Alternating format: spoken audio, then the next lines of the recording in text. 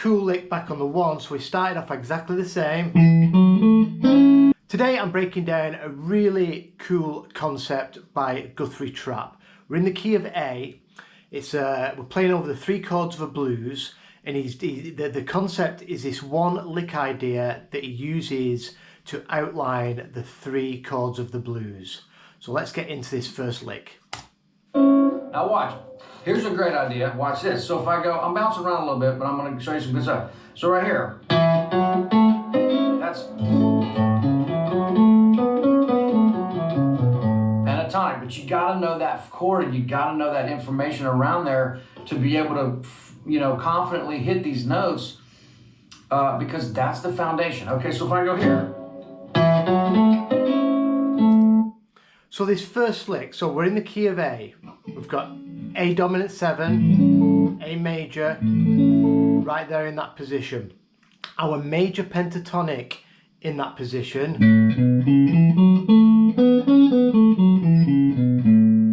And the lick, so this is the lick he's going to use for the 3 chords, but over the A, we're going to start on the 5th of the scale, which is our 7th fret of the A string, and so we go 5, and then we go to the 4th fret of the D, which is our 6, so 5, 6, and then we go to the root, which is the 7th fret of the D, and then we're going to target by sliding in from a half step down this double stop. We're sliding into the major 3rd and the 5th of our A, but we're going to slide in from a half step down, and then we grab the root on the 7th fret of the D string. So we've outlined that major triad there: root, 3rd, 5th. So we're targeting them notes over the 1 chord. Remember, there's our scale.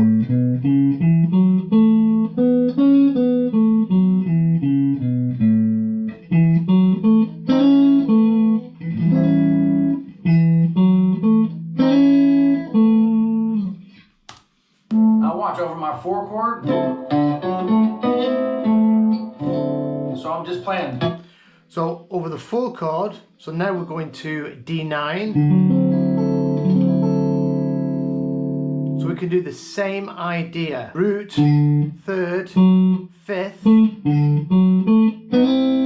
And then we're going to slide in to the flat 7 and the 9 just by barring this 4th fret with our first finger, and then sliding up a half step. This takes us into these 2 chord tones of our D9. So again, root, 3rd, 5th.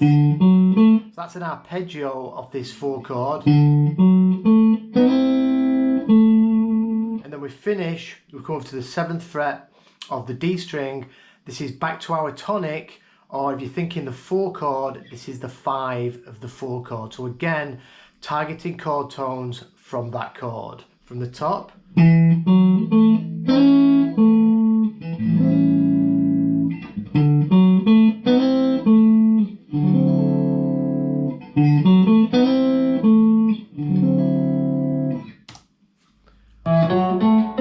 Over the 1, A.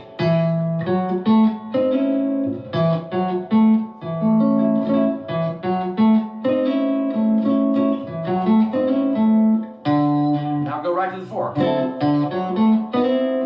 Same idea. Go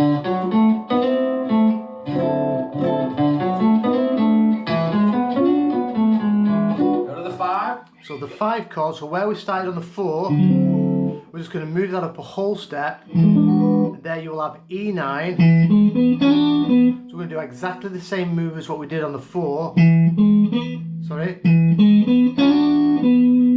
Then he walks down from this note, so we go 5. If we're thinking of the 5 chord, it's 5, 4, major 3rd, and then back to the root. So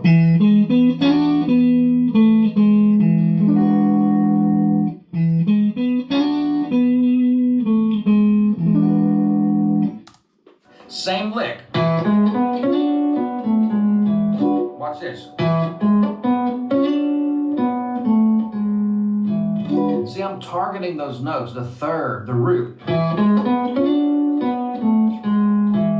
So it's finishing that lick.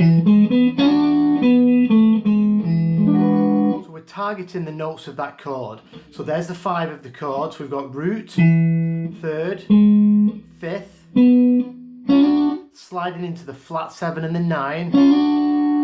Then we go back to the 5, 4, targeting the third, back to the root, outlining that chord.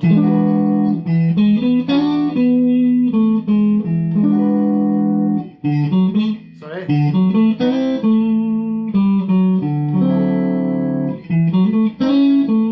So again, 1 chord,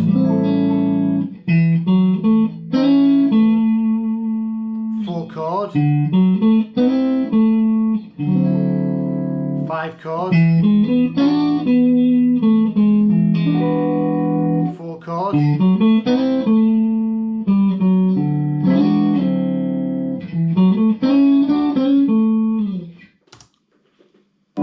stating that chord.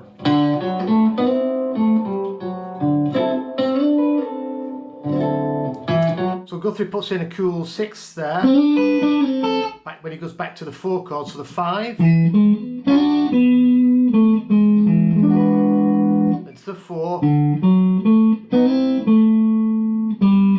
he does that same move, targeting the third, back to the root, and then he does them 6, and that's the top of, so you look at this 9 chord, it's the G string and the high E out of that. And we just slide it up a whole step. Or I've tabbed it out. You can do all 3 strings if you want, it doesn't matter. There's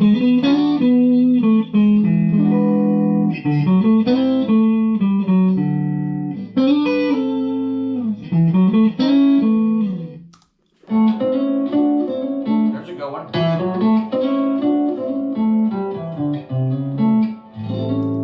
And then a cool lick back on the 1, so we started off exactly the same. But then we suss it out by barring the 7th fret, G and B string. This is like implying your D chord, so we're sussing it out. And then back, so we can add that into that lick. And then, it's always cool to do that, so in, sus, back into the 3rd and the 5th, root, flat 7, 5, 4, sliding into the major 3rd from the minor 3rd, and then grabbing the root on the 7th fret of the D, and there's our chord. So all 3 licks really slow.